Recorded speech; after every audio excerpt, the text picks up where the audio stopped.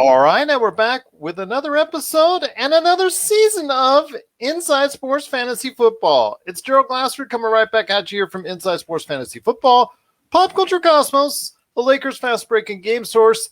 We truly appreciate everyone out there listening to all of our shows, and if you can, please give us a 5-star review. Just like that. Yeah. Go. Yes. It's going through the uprights. Yes, for 5 stars review on Apple Podcasts. Plus, if you can like, share, subscribe, follow, or do anything that you can support us on at Pop Culture Cosmos, Lakers Fast Break, Game Source, and of course, everyone here at Inside Sports Fantasy Football and our good friends at Dig on America, it is sincerely appreciated. Well, we're back talking some fantasy football, and who better to host it with me this week because Chris Lardieri is actually out this week, but he's doing some serious stuff. So I wanted to go ahead and say, you know what? We're going to start the season. We're going to get you involved, Chris, but you're coming back on next week. But right now, we've got a good man indeed. It is Jasen Dutch from Dig on America. You got to check out all the stuff that he's doing today at digonamerica.com. And of course, Dig on America, wherever you get your podcasts for the best in opinions out there on what's going on out there in the world. It is Jasen Dutch. Jasen, great to have you back, my friend. I love the shameless plug. Man. There you go. That's right. That is correct. Dig on America podcast. Not a sports podcast, but sometimes you delve into it. Sometimes. Yeah, we'll touch on it when it gets into social issues or there's something dramatic like the Bears drafting a quarterback who's not a white man. Probably newsworthy. But yes, outside of that, we do, but we're all big sports fans. So, well, it's great to have you here, my friend. And you, like I, as we've said on this show in past seasons, have had extensive time working on fantasy football, going way back to the keeping score on the big magazines. I remember actually doing it on big notebooks. I was working here in Las Vegas at this big, huge electronics store, which also had a Tower Records and a Tower Magazine place, right, all under the same roof. And we would go ahead and do it in this cafe that's inside, and we would do our drafts there. And I had all my books, and I would go to the actual book section, the magazine section, and grab all these fantasy football magazines, and I had them lined up all around my table there. And I had my notes. Yeah. $14.99 for the but I didn't have to pay magazine because after the draft is over, I would just return it right there back. You did it at the books at Tower Records, which was because it was the Good Guys and the Tower Records and a cafe all under one roof, and it had the magazine rock. Yeah, so it was just awesome. Yeah, I used to walk into Walgreens like the day before my draft, and I think it's important to put into context that. If people are watching this for fantasy advice, that we've been playing this game for a long time. Now, that doesn't necessarily mean we're good or right, but my first ever fantasy football quarterback was Dan Marino. So it was also in his last year. It was 1999 was my first year. I think 96 was mine. Okay, so yeah, we used to do it on paper, and we text in our lineups. I think it was a 6-man league when I first started. So yeah, it was good times. Everybody wanted Marshall Faulk. Yeah. He was the one that could do it all across the entire landscape of everything you needed, touchdowns, receptions, the whole 9 yards. Yeah. Absolutely. He was the man right there back then for fantasy football owners. We still have a saying in my old league. I have a league that's started in 99, still in it. It's a redraft league. We still have a phrase we use. It's called a fulking. So it's kind of like getting the bad word effed, right? Yes. Except we call it getting falked, because whenever a running back runs ape crap on you, we still call that a falking to this day. So rest in power, Marshall Faulk. He's still alive, but yes. His fantasy career is dead. But thank you for having me on the show. Looking forward to another great year of fantasy football talk. That's awesome. And again, as someone who's very experienced like you, going on over 20 years, I'm right on 25 myself. So We'd love your questions. We always had a great time, whether it's live or if you send it in by email. In fact, you can go ahead, 2 places to go ahead and catch us for email, isfantasyfootball@yahoo.com or popculturecosmos@yahoo.com, or you can just hit us up, Pop Culture Cosmos, on any social media, or Dig on America on social media as well. So if you have any fantasy football questions, we'd love it. Absolutely love it. You can follow us on Pop Culture Cosmos, or also as well Inside Sports Fantasy Football on Facebook. We were getting questions, and I remember at the height when we were doing it, like last year and the year before, we were getting a lot of questions in live. We were getting a lot of questions in after the fact. People were asking us about starting lineups. It was great, my friend. I might be a little late. Enjoyed it. Might be a little late today, but but we're doing this at 10 something, so I don't know how many people. California time, 10 o'clock. Yeah. So but absolutely, we'll be back. So absolutely, or if you like questions. I said, email us, social media, not a problem. We'll be glad to take care of you on that. And right now, we're in a stage where people are starting to run their drafts. And whether it's a extension league where you've been playing for a number of years, or if it's a league that you're just starting up for this year, people are really starting to get into it right about now. Exhibition football is already underway. We've already had the Hall of Fame games. They're playing DFS games with preseason players. Yeah. That's how crazy people are about fantasy football. Yep. Preseason fantasy football. Who would have guessed? I'm out for that, by the way. Oh, well, you saw this coming. I mean, we didn't see this back in the 90s when we were playing, but we definitely see it now as we got into more of the social media game. Then you have all the fantasy apps that are out there. I mean, they try to one-up each other on everything. Yeah, your first pick for the day is going to be the third-string quarterback on the Buccaneers. I mean, it's just ridiculous. But exactly. Yeah. But, man, it's so great to have you here. I know Chris Ardieri and his son also want to come on board. I know that last season they were great help, and can't wait to have them back on the show again. But, my friend, you have been in your number of leagues. You've also won your share of leagues. I think today we wanted to go ahead and do some basic stuff today. We're just trying to wean ourselves back into the season here. So I wanted to go ahead and get you started on it.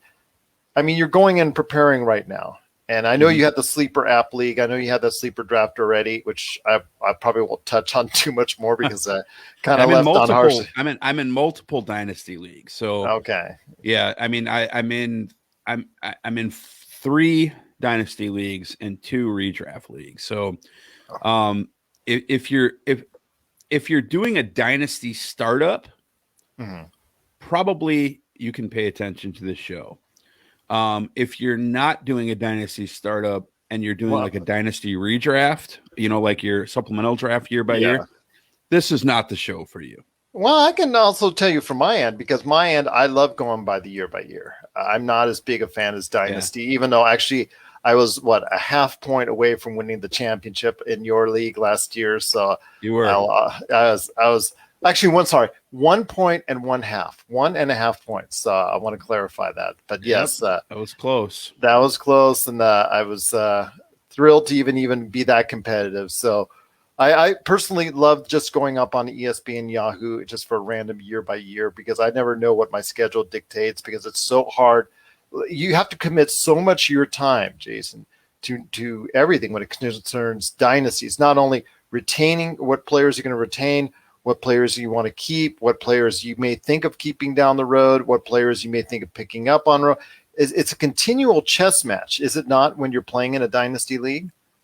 Oh yeah. I mean, I have in my oldest dynasty league, which I've been in for 5 years, I have Kyler Murray in that league, and I was literally just negotiating a trade. Someone wanted Kyler Murray, so it's it's crazy, because the busiest time is probably 2 weeks after the season ends, and then right after the NFL draft. There's just it's madness in dynasty leagues.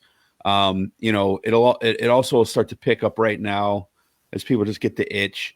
But yeah, it's a year-round deal. It's not uncommon to have trades in February, all the way through till, you got that 1 month between the start of the playoffs and then the Super Bowl where nothing's allowed. But I outside of that, it's madness.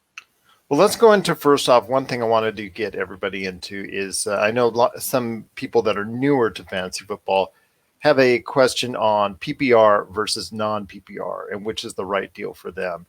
When you get asked that question in a PPR league, because we actually often get that question when we're on the air last year, and then also when we were sent in is, I've got the starting lineup in a PPR league, or I've got the starting lineup, or I need to make these changes in a non-PPR league.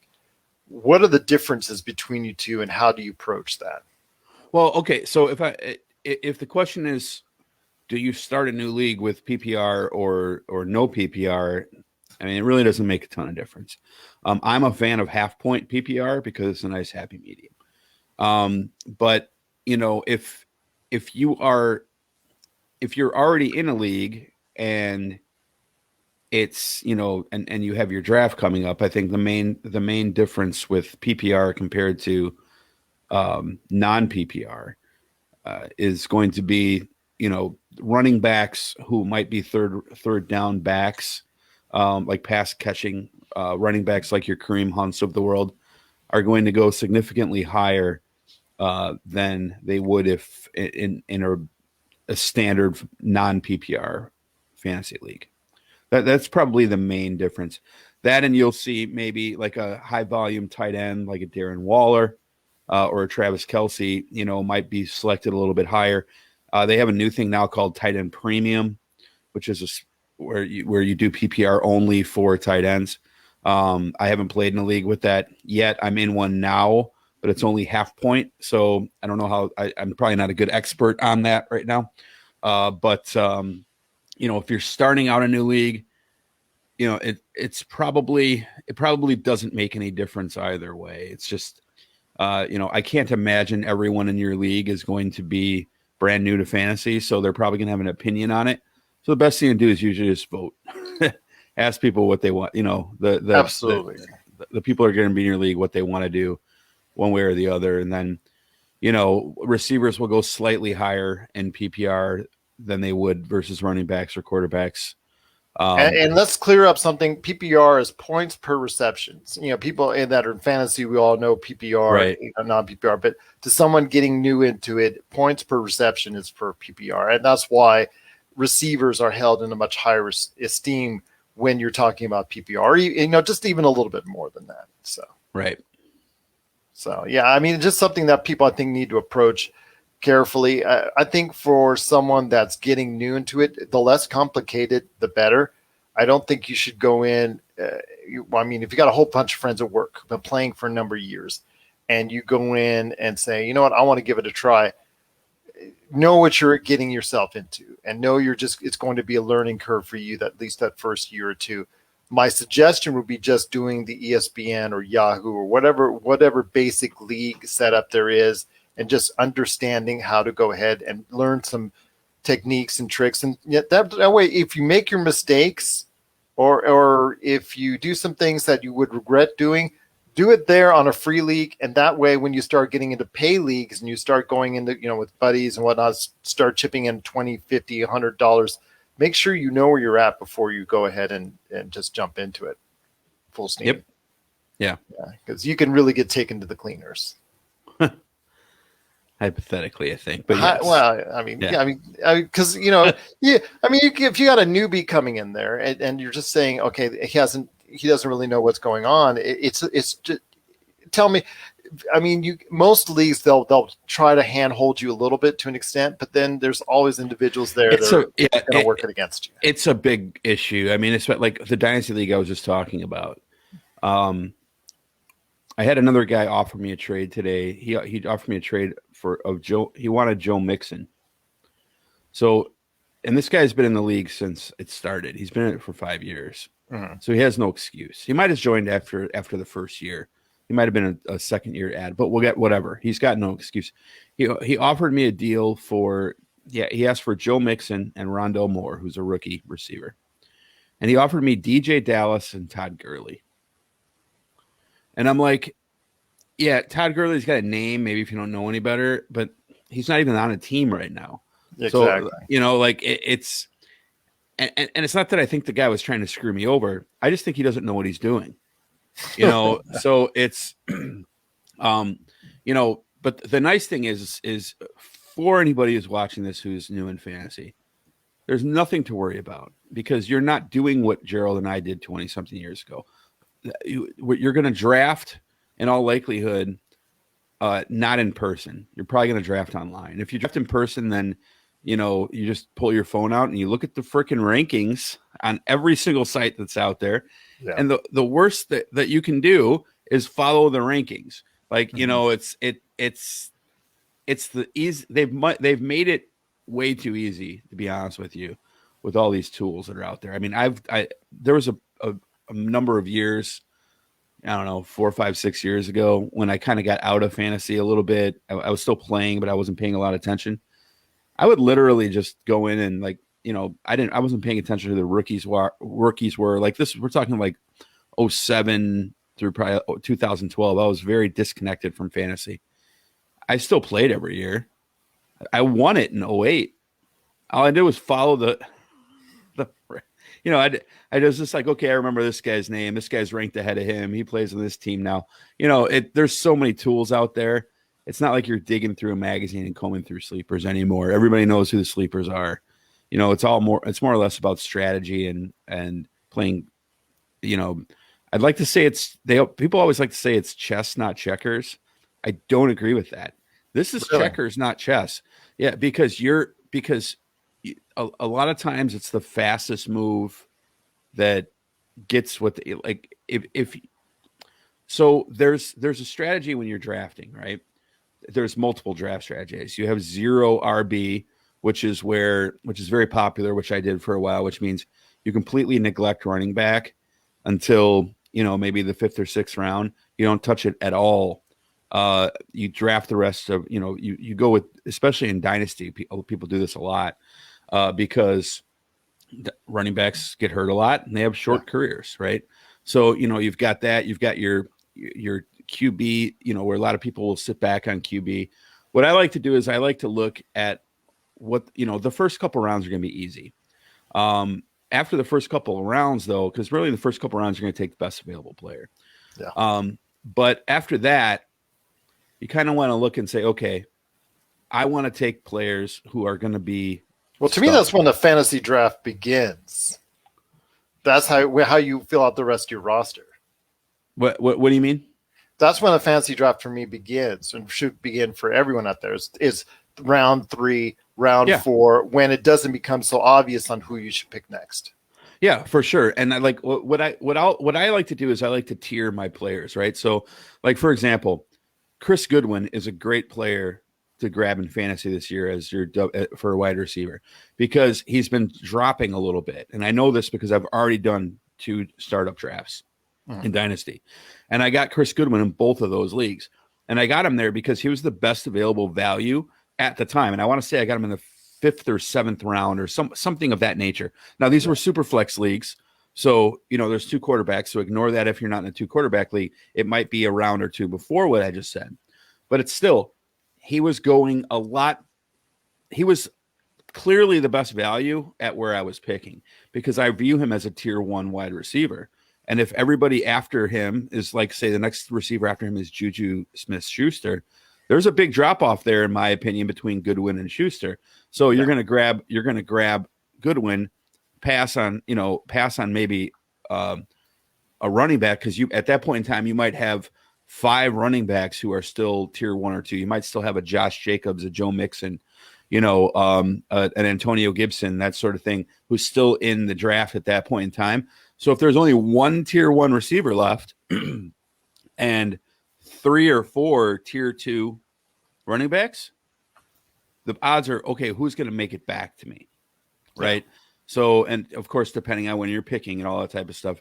So it's really just, but it's about striking first, more so, I think, than waiting back with the exception of quarterback. And with quarterback, you know, if you're in a 1 quarterback league, and it's a redraft league, really your best bet with quarterback is wait for somebody to take like the 3rd quarterback. someone's going to spring early on Mahomes. This year Watson's hurt, but like last year it went Mahomes, Watson were 1-2, right? So this year it might go Mahomes, Allen, and then you're probably going to get a little drop off before it goes to Kyler Murray or Dak Prescott or whoever goes, third or fourth. So once you see like 3 or 4 quarterbacks going, then you know that you're going to see a run on quarterbacks coming up, and it's probably a good time to say, okay, there's let's say 11 quarterbacks who you've identified that you'll say, okay, I'd be comfortable with this guy as the starter for my fantasy team. When you see that list is starting to get low and you're about a round away from your pick, that's when you want to strike on one of those quarterbacks. So, and it might not even be a bad choice if you wait till like the 7th or 8th or 9th round and take a quarterback, which is something I frequently do.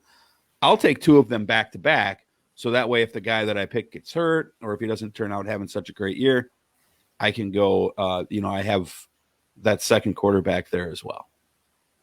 Not too shabby. I'm not in a league that's only a 2 quarterback. If I'm one that you can draft more, I actually get an additional third just so in case, like I said, A, if somebody gets hurt, and B, somebody's on another team. Always happens. They always get quarterback dry because they picked one and then they picked someone else at the end of their draft, or they ended up getting hurt or just a lack of performance, what have you. They get desperate for a quality starting quarterback. And if you have 2 or even 3 quality starting quarterbacks on your roster, that's very tempting for a good trade where you're maybe a little bit short upon. Seems to work for me almost every year. The question with that is going to be how many people are in your league. If it's a 10-man league or less, that strategy probably won't work because there's 32 teams. So that leaves 3.2 quarterbacks per team, right? If you're in a 12-man league, though, then absolutely that strategy can work. I'm usually at 12s. Yeah, so that absolutely will work in a 12-man league because it's impossible for every team to have 3 starting quarterbacks, right? Because the most you can possibly have, it's not impossible. You could be an idiot and take a quarterback in your first 5 picks and have 5 quarterbacks.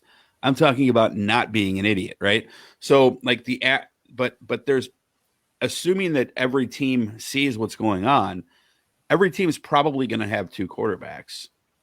And then you'll only have, there's 32 teams.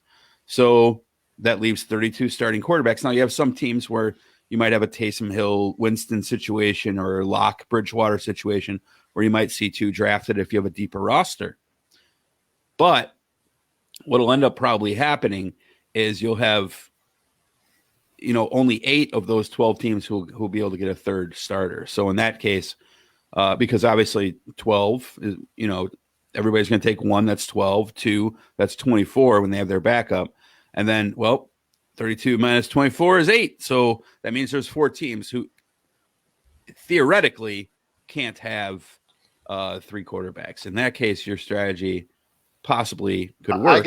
I get trade offers every single year on one of the quarterbacks I'm not using. It's like clockwork. And it's just so funny because that's when the desperation begins. Because if you have, let's say, quarterback, maybe ranked number 30 or 31 or 32, and you're getting that kind of production, and you see on my roster, I have, let's say, a top 5, a top 10, and a top 15 in there, mixed in there, which sometimes, I try really hard to go for during the middle rounds. That becomes very enticing to a lot of people right there, because that's sure. That could be the difference between a win and a loss if you have a poor starting quarterback.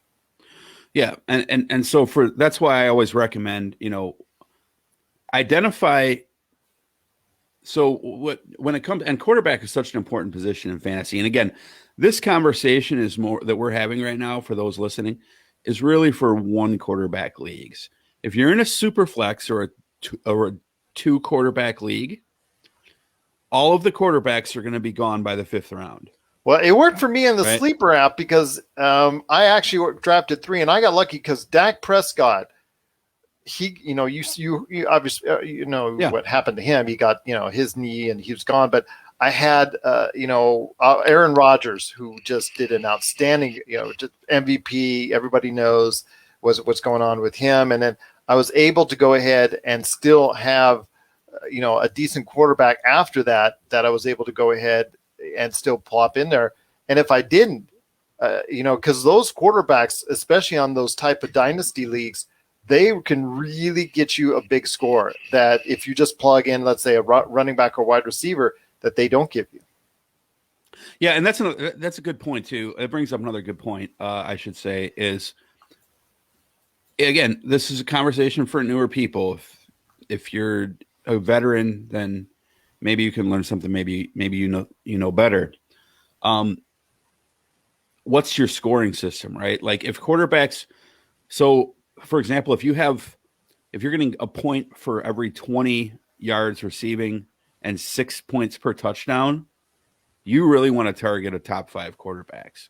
But generally, you're going to get a point for every 25 yards. So in other words, 100 yards passing would be 4 points. And then 4 to 5 points, generally 4. I'm a fan of 5, but generally like Yahoo and ESPN do 4.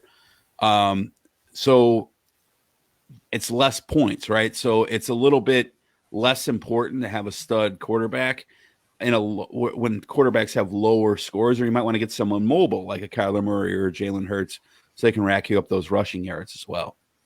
Yeah, or Josh Allen. Josh Allen is someone that a lot of people are really high on because just signed the fat contract, but he was really a surprise last year in fantasy as well. Yeah, my biggest advice for new people at quarterback is no matter what happens, don't draft Tim Tebow. It's just don't draft Tim Tebow as a tight end and think you're going to use him at quarterback later. It's a waste of your time and money. Don't draft Tim Tebow at all. But yeah, I agree with you on that. Do you think he'll see the field very much this year? I don't know. I mean, I would guess, yeah. It just irritates me that he's in the league and Kaepernick's not. But we'll get into that another day. I agree. Yeah, Tim Tebow seems to be a good guy. I've got nothing against Tim Tebow whatsoever. He seems to be a good citizen. He's just.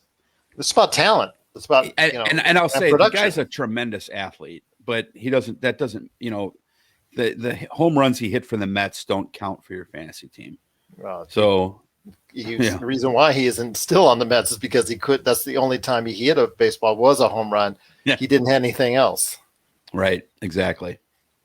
But I tell you what, my friend, it's been great talking to you as far as your strategy, the way you approach the drafts, and because, like I said, over the next few weeks, you and I both will be drafting in leagues here coming up, so I'm looking forward to that. If you guys have any questions out there, once again, isfantasyfootball@yahoo.com, popculturecosmos at yahoo.com. Dig on America on social media all over the place. Please go ahead and follow them. Check out their shows covering the politics and the whole 9 yards coming out there. In fact, I'll make sure he goes ahead and gives a description out there just to make sure it gives you that buy-in. And you've already heard the ad already on this show, so I've got that popped in there. But before we head on out, my friend, is there some actual targets you're going for? Players that you already know that you're targeting and zooming in on that you think people are going to say, hey, so who are some of the players you're targeting on? I'm asking for 3. So if you had 3 that you could target in on, who would they be? So early on in the draft, I'll probably end up giving you about 5 here, but they're going to be at different points in time along the draft. Now I'm going to again, I assume that this is a 1 quarterback redraft league with 10 to 12 players. Mm-hmm. If you have a pick between 4, or actually anywhere between 1 and 6, if Jonathan Taylor is available when you pick, in all likelihood, the first pick's going to be McCaffrey. The second pick's probably going to be Delvin Cook, right? The third pick is really up in the air. I would take Jonathan Taylor at 3 or anywhere after that. I think Jonathan Taylor is worth it. It's very plausible that he could go 3rd in a lot of leagues. There are other guys like Saquon Barkley and stuff like that who might, if he's healthy, stay in that conversation. But I think Jonathan Taylor is going to be a beast. I realize he has some competition for touches there with Marlon Mack and with Nakeem Hines. But I really do think that he is a guy to get in the first round. So if you have any opportunity to go after Jonathan Taylor in the first round, absolutely go after Jonathan Taylor. I think he's going to have just a fantastic year. I would sleep a little bit on DeAndre Swift. Nothing against DeAndre Swift, but I would sleep on him a little bit as maybe a late first rounder to early second rounder, because they have a lot of running backs in Detroit right now, right? Yeah. So I might fade on him just a little bit. The same, I'd get him right around the time I'd get a Nick Chubb. And Nick Chubb, I fade Nick Chubb a little bit because of the shared backfield with Kareem Hunt. Not a negative thing about either of those guys. That's the way that the NFL is. But just that quick note there. As you move along in the draft and probably get into, now I have not done a redraft yet, so I don't know how this is going to go. I've done 2 dynasty startups. And there are a couple of rookies this year I think it's important to talk about that we can target. Most people know who these rookies are, but I'm going to tell you right now that this is probably one of the best years for rookies that there has been in ages. I agree. There are 8 rookies who I'm going to give you the names of right now, just briefly. You want to look at all of them in the particular order that I'm about to give them to you. Number 1 is Naji Harris. I would go with Naji Harris, who has a clear path to having a great year in Pittsburgh. You probably want to target Naji Harris in the second round. He might even go late first. Number 2 is going to be Jamar Chase. Jamar Chase with the Cincinnati Bengals. The only knock on it is he's got a little bit of a crowded receiver corps there, but Joe Burrow is going to be back. He'll be sharing time with Tyler Boyd and T. Higgins. But Jamar Chase is number 2. And then I would probably figure that you should look for Jamar Chase in the late second round to early third. Might be ish right in that area. Is about when he should probably go. He looks like a superstar. After that, you have Travis Etienne. You might want to fade him a little bit because he's going to be sharing with James Robinson and Jacksonville, so he might not have a lot of playing time the first few games, but I think he's going to have a big year. Williams from, I forget his first name, it's with a J, from Denver, who went to North Carolina, has got Javonte Williams. He has a clear path. He's going to be sharing with Melvin Gordon. But I think he has a clear path to carries after about the 4th or 5th week of the season, because let's call a spade. Melvin Gordon's about 29. So a great thing to do is to take Travis Etienne and Melvin Gordon. That's the thing, is you want to grab your handcuffs. I say that all the time on this show. Grab your handcuffs. If you got Melvin Gordon, you want to grab Williams. If you have Naji Harris, look for who his backup is. If you have Chase Edmonds, look for James Conner, et cetera. The rest of the rookies that I was going to name, so those were the 3 running backs. Michael Carter is kind of a name too to take a look at because he's on the Jets. There might be a path there. Michael Carter, also from North Carolina, is a good rookie target. The receivers, though, out after Jamar Chase, there are 3 more receivers and 1 tight end I'm going to mention. Those receivers are in the order that I would take them: Jalen Waddle of Miami, who you're probably going to look at in the 3rd, 4th, or 5th round. Devontae Smith of the Eagles, probably also 3rd, 4th, or 5th round. They'll go right around each other. And Rashad Bateman, probably 4th, 5th, or 6th round with Baltimore, though he did limp off the field yesterday, but it doesn't look like it's anything serious. So, and then you have 1 tight end in Kyle Pitts, who is an absolute monster. He is probably the top tight end prospect to come out of college football since Kelsey. And I think he's a bigger prospect than Kelsey was. So if he's not good, he's going to be a huge bust. So keep an eye out for those rookies. Kyle Pitts, it's hard for me to say where he'll go. I would say probably in the 6th round or something like that, but it could be way earlier because it just depends on how, what I would do with Kyle Pitts, if you really want to have Kyle Pitts, is, and he's on Atlanta, so he's going to have a clear path to a lot of targets there, especially with Julio Jones being gone. Which brings up Russell Gage, by the way, as well. Russell Gage is a good wide receiver to target with Julio Jones being gone. Not a rookie, but anyway. I digress. Once Kelsey, Kittle, and Waller, the 3 tight ends, are gone, it's pretty clear that Pitts is going to go almost immediately afterwards. So once Kelsey gets taken, that's your time to start looking at a tight end. Because once Kelsey is taken, you have 4 potential stud tight ends this year. Travis Kelsey, George Kittle, Waller from Oakland, and Pitts. So if your league has a tight end, and if you want to have a good one, there's some other good ones too. Pat Freiermuth's a good rookie. Hawkinson's good, but those are the 4 that are like, if you want to have a stud at tight end, those are the 4 to get. So there's my long answer to your short question. Well, no, that's good. I mean, you're giving out information there that people need to reference off of, and in doing so, because it can get quite confusing, but you have individuals there that look to succeed at each of those positions.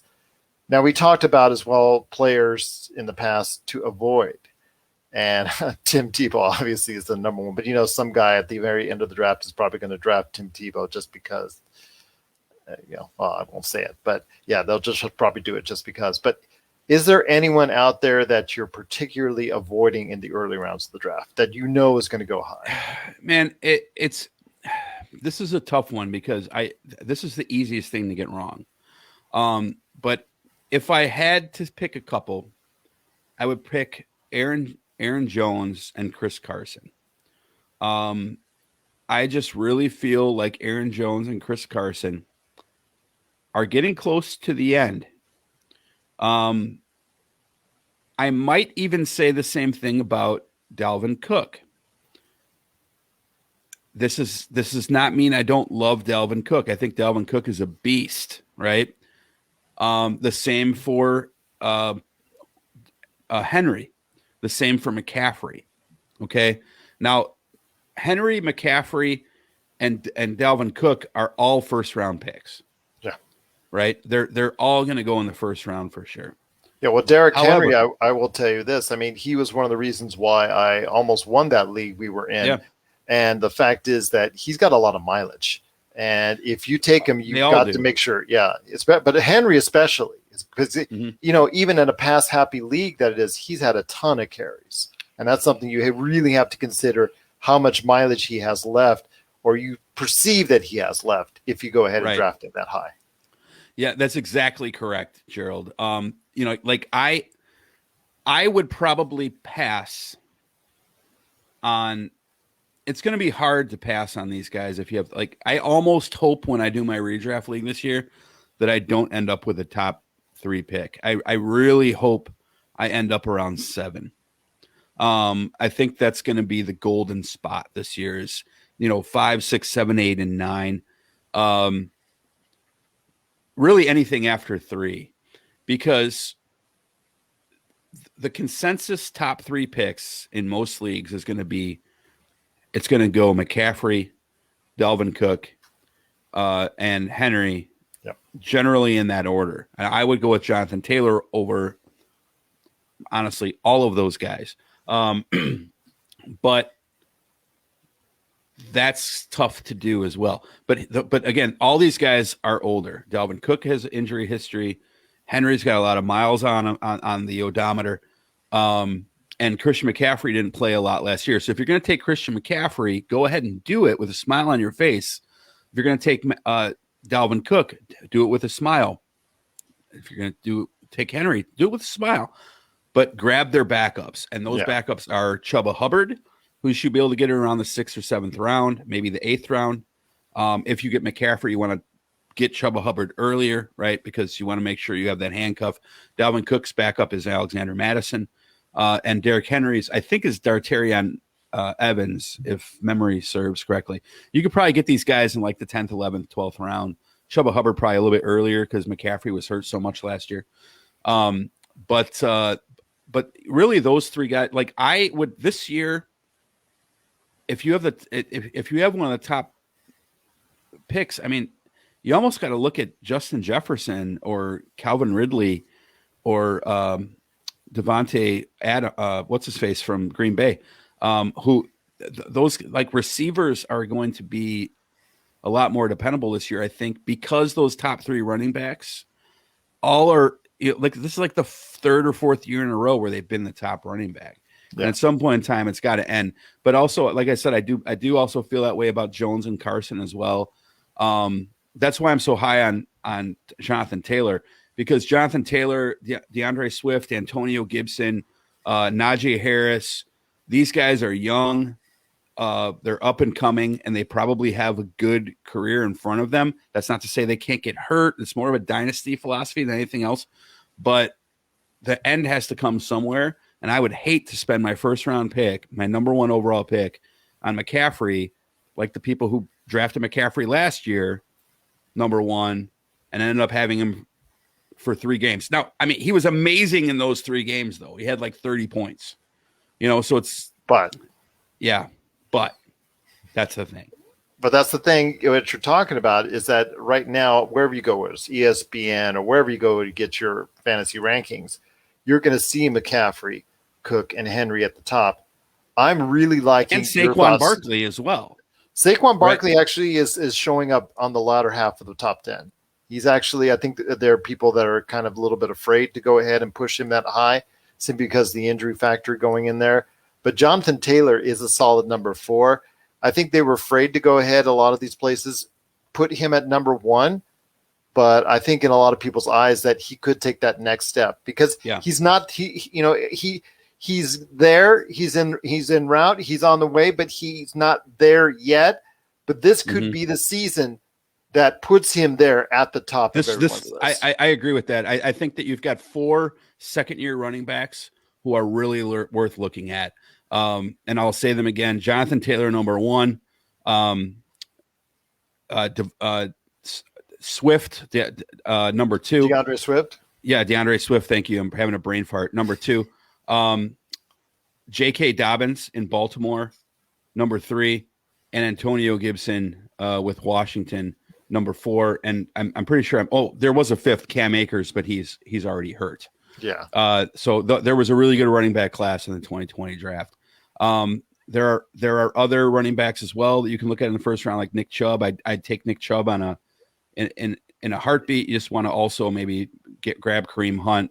Yeah, because the reason why he just got a fat contract, and you're always worried about these players when they get a fat contract. What happens? Either they go to that next level or they end up getting hurt and their careers get sidetracked right after. You want to look really with running backs, a dynasty for sure, but even in redraft, any running back that's 26 or older, you really want to go into that situation with some caution. I'm not saying don't draft them. I'm just saying have caution and grab that handcuff. These guys who are younger, the teens, the Swifts of the world, these guys are 21, 22. I mean, Naji Harris is 23 for a rookie, which is really old. But so you've really got this old guard and this new guard coming in this year. This is a huge year. I mean, this is like a really huge transitional year in fantasy. You've had 2, really 3 awesome drafts back to back. Last year we had a lot of receivers who were taken, who they were expecting big things out of, like Claypool and Judy. Who Claypool had a couple big games, but let's not pretend he was a stud. You've got a lot of guys who were taken last year's draft that you can get. There was a couple of so-called busts and Rigor and Ruggs who, might be worth taking a look at because, in the later rounds, you might be able to steal because it's really a huge year in fantasy. And like, we're going to have to cover this a lot because there's a lot of ambiguity and there's a lot of guard changing going on at pretty much every single position in fantasy. This is a really, really unique year. I haven't seen anything like this year in a long, long time. All of the norms are getting close to their end of being a norm, and you're having a lot of news coming in, all happening at once. So it's really exciting. Well, it looks like a great transitional year, and that's a great for us because it makes it, to me, seem like it's more of an even playing field for fantasy football managers and owners out there, because now you don't know who to take. Do you take the established player or do you take that up and comer? You got to go ahead, and it's more of a gamble. It's more of a risk that you have to go ahead and win in your draft or with you play on in your leagues. Who should you take? And I think this type of year, one of those great transitional years where it's like, oh wow, there could be someone that's really up and coming that you didn't get or that you didn't play that really bites you in the end. Gerald, who do you take if you have the top 3 picks? Like, you have the top 3 picks. Who do you take with those 3 picks? If I had to take the top 3 picks, and we're talking again about Henry, McCaffrey, for different and teams, Cook, right? Yeah. I mean, if you told me I could only take one of those 3, I'm taking Henry. I mean, I've been to titles. So you would take Henry number 1 overall. Yeah, I would take Henry number 1 overall just because McCaffrey is just not healthy. But Taylor, if you get through Taylor in there, I might take him this year. I really, but I'm not throwing him in there on purpose. Okay, but I'm throwing, of those 3, I'm throwing Henry because he is the one that's been least amount of hurt over the past few years. Okay, and then who do you take second and third? I take Cook second, and I take McCaffrey third, simply because McCaffrey already has an injury history that even at it early in his career, I don't like to see. But would you take Jonathan Taylor over number 1 overall if you had the number 1 pick? I would think about it long and hard. I'd look at the receptions, and I'd really take a look at, because rushing, I think it's going to be a wash between those two. Mm-hmm. I think touchdowns, you're going to give it to Taylor because somehow Henry rushes all those yards and doesn't score enough touchdowns, which is always frustrating to fantasy football owners. But you look at as far as who do you think is going to catch the ball out of the backfield a little bit more, I think Taylor. The more you talk about it, the more I'm thinking, Art, because I was on the fence coming into the show between those two, but I'm really starting to think Taylor might have the advantage at this point in time. I think I would agree with you. I think I would go with Derrick Henry over McCaffrey and Cook. Yeah. I think I would go with him over those 2 at this point. I'm just really praying that I don't get the number 2 or number 3 pick. I agree with you. Yeah, I mean, I'd much rather have 3, I think, because I think McCaffrey and Henry will go 1, 2, and then I could say, okay, cool, I got Jonathan Taylor third, and then let whoever has the 4th pick take Dalvin Cook. But because when you get to the 4th pick, I'm not even sure that I would want to go with Dalvin Cook there. I might go with Nick Chubb. Yeah. Right. Like, so it's, but the good news is there's a lot of good running backs right now. Yeah. So, in the first 2 rounds, Antonio Gibson is probably a 2nd-round pick. I would say in most. He's on the fringe in most of these leagues. He's right. So, fringe first, fringe second, depending how large your league is. Right. So you're going to end up with pretty decent. You're going to get a really good player in the first round. And it just comes down to, do you do the 2 running back, the running back slash in your first 2 picks? Are you going to go running back, receiver, or receiver? That's really what you need to decide what you want to do. Well, my friend, it's been great talking on this great first edition again of our season return, our season premiere of Inside Sports Fantasy Football. But before we head on out, you got to go ahead and give everybody the dig on America. Yeah, for sure. So if you are into politics and social issues, and if you love history, what we do at Dig on America is we are really a socio-political podcast. We talk about something from history, either U.S. history. It's obviously an American show. We talk about American stuff. Either American history, American government policy, or something from the media / pop culture world. And we'll take a look at the history of that, and then we'll say, okay, how does this history, this policy, or this sometimes this film or TV show or media, how does that affect the conversations that we're having in America right now that are dividing us? Why are these issues around in the first place? All of those answers lie in our history. So we go back, we look at the history, and then we talk about how those things affect us today. And we have a lot of damn fun doing it.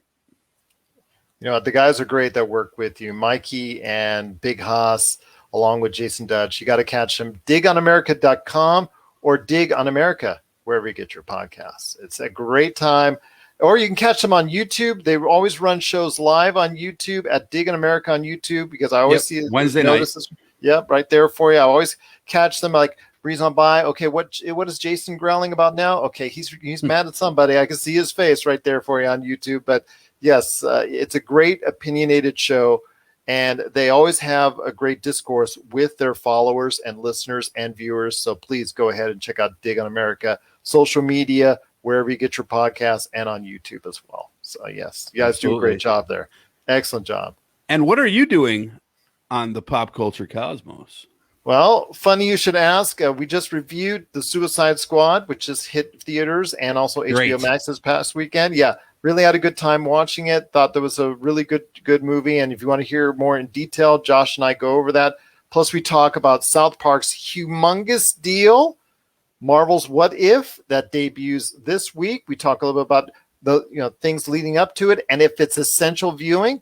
Plus, also, are you ready to take a trip on a Disney Galactic Star Cruiser? We'll talk about that on the show as well, and that's available right now wherever you get your podcast. Plus, the Lakers Fast Break. We already touched on a little about Summer League, the latest on NBA free agency. That's available at the Lakers Fast Break wherever you get your podcast as well. There you go. There you go, my friend. But it's great talking fantasy football again with you. Hoping you'll pop in next week and see what we can do.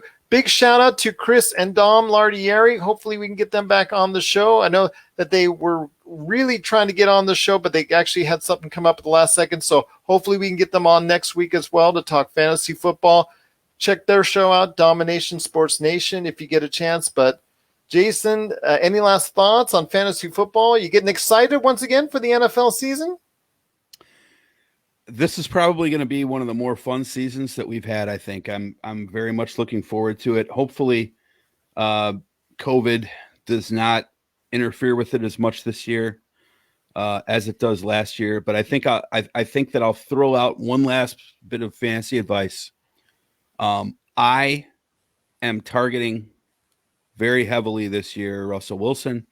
I think Russell Wilson is going to be about the sixth to eighth quarterback that is taken. I think Russell Wilson's going to have a big fantasy year, and he could be the finishing touch to a team that you get in the 7th, 8th, or 9th round. You think he's got enough protection? You think he's got enough protection this time around? No, I don't think he has enough protection, so there is a risk there. Because he faded last year. He faded. He had such a great start and faded last year. Yeah, they faded a lot in the second half of the season. So that is definitely a concern. But that is also a concern for a lot of teams. Yeah. Not everybody has Aaron Rodgers protection. So it's outside of the Deshaun Watson situation, which is really going to be interesting to see what happens. I think the Russell Wilson situation is going to be interesting. But I do think that when you look at value as to where you can pick a guy, I think Russell Wilson is going to provide similar value to Dak Prescott, and you might be able to get him a round or two later. One last question, and you mentioned COVID and its possible effects on the season upcoming. And you know what the NFL has instituted in regards to teams missing dates, missing games, not being able to field a full team, vaccination levels and all that. Especially with the vaccination level. And we've seen that over the past couple of weeks, the Minnesota Vikings, Kirk Cousins, you've seen that issues there. And I don't want to put politics into it right now. For that, they can just go ahead over to digonamerica.com. It shouldn't be political, but it shouldn't be. Yeah. It shouldn't be. I mean, but still, regardless of that, does that play in at all? Like, for instance, let's say Minnesota, who has the lowest vaccination rate right now in the NFL. Does that play on your mind at all when you're selecting individuals that are available, like, Delvin Cook or anybody that's available, Kirk Cousins, if he was available in let's say a 5th, 6th, 7th, 8th round, 9th round, 10th round? I'm not taking Kirk Cousins. Not only because Kirk Cousins isn't particularly good at football, but I'm not going to take. I really have no interest in taking him, other than perhaps as in a supporting quarterback role, right? Like I'm not just going to pass on the guy. This isn't I hate his politics, so I'm not taking Kirk Cousins. No. Sam Darnold, I think, had the same issues, and what's his face, the rookie from the Jets, right? Zach Wilson. Yeah. Those guys aren't. But not only those three white guys, but DeAndre Hopkins, right? Like DeAndre Hopkins has come out against the vaccine. So this is America. You can feel however you want to, but your choices have consequences. And the consequence in this particular instance is that if you get sick, you're going to miss a week or two. That's just the consequence. Yeah. And the consequence to that is that I'm going to fade you a little bit on my fantasy team. Yeah. As to what type of capital I'm going to invest in you. If you're not investing in yourself, why should it's not unreasonable for me to question the amount of capital that I should invest in you on something as unimportant as fantasy. Very well said, because again, it's something that you want to consider. The possibility or the probability that they could get sick is a lot higher than, let's say, an individual that is vaccinated. I mean, that's just the stats. That's just the science that we're going off and the data that we see. But if you're a fantasy football owner or manager, you got to put that into some perspective as well. No question about it. Unfortunately, it is what it is. Yeah. And again, guys, they want to not get the vaccine. That's on them. I have the way that I feel on that debate. I'll agree or disagree with you, but the fact of the matter is that if a player is not vaccinated, they have a higher potential of getting COVID. And you will, when I'm drafting my team, I want you to play as many games as possible. And that is a risk to miss one or two games. Yeah. And I have to take that into account. Otherwise, I'm being irresponsible.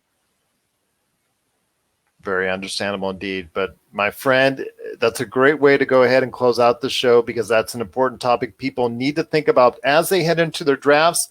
Over the next few weeks, we'll be talking to you more about some ways as far as you can go ahead and explore in your draft areas that you think is going to be the best for your draft needs. We're going to be talking about the quarterbacks, receivers. We're going to be talking running backs. We're going to break it all down for you as best we can. But Jason, it's been so great to have you here, and I look forward for your return and your return out there as well, right here at Inside Sports Fantasy Football.